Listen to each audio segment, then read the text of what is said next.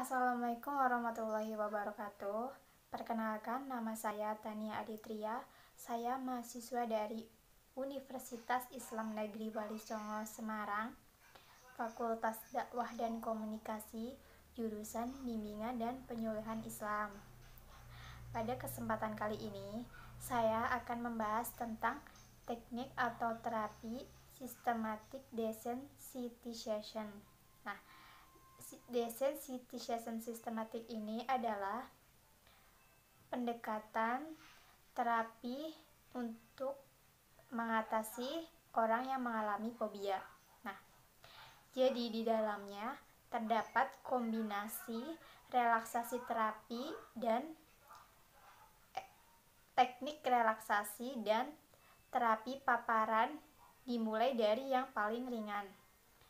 Nah, tujuan dari adanya desensitization systematic ini adalah untuk mengatasi fobia dengan menggantikan rasa cemas dan takut berlebih dengan perasaan tenang, dengan perasaan yang lebih tenang.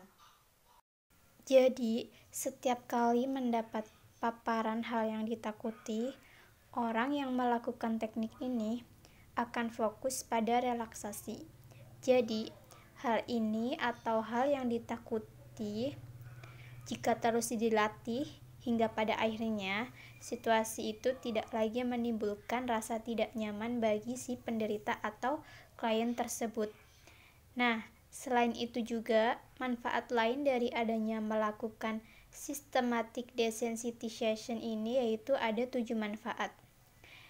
Yang pertama, mengurangi rasa cemas berlebih. Yang kedua, meredakan gejala stres kronis. Yang ketiga, meningkatkan kualitas tidur. Yang keempat, meredakan sakit kepala akibat fobia. Lalu yang kelima, meredakan nyeri otot. Yang keenam, membuat nafsu makan normal kembali. Dan yang terakhir itu ada rasa takut bisa lebih dikendalikan.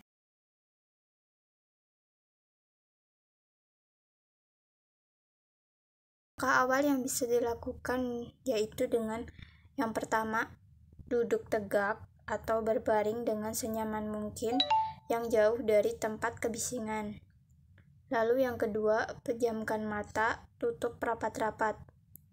Yang ketiga, untuk otot mulut dan pipi dengan melakukan senyum selebar mungkin.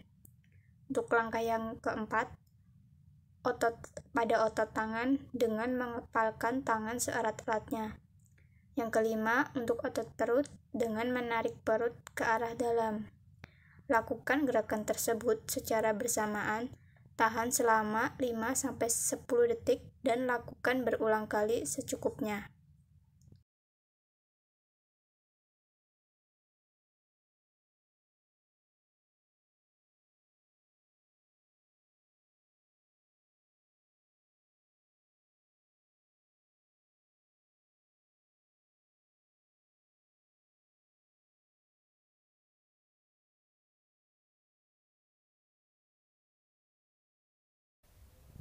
Membuat hierarki rasa takut atau hierarchy of fears. Jadi di sini klien menulis semacam hal-hal yang membuatnya takut terhadap kucing dalam sebuah kertas atau buku.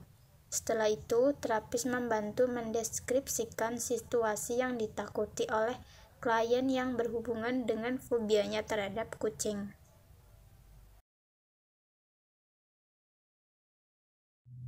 Oh, jadi setelah saya lihat, hal yang membuat Mbak takut terhadap kucing itu karena dulu waktu kecil saat bermain dengan kucing tidak sengaja wajahnya dicakar di bagian pipi hingga berdarah ya Mbak, lalu meninggalkan bekas luka.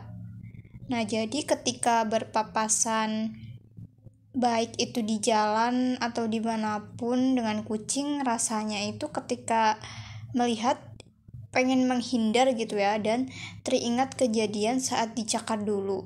Apalagi ketika melihat atau mendengar suara kucing berantem, rasanya ingin kabur karena takut gitu ya Mbak ya.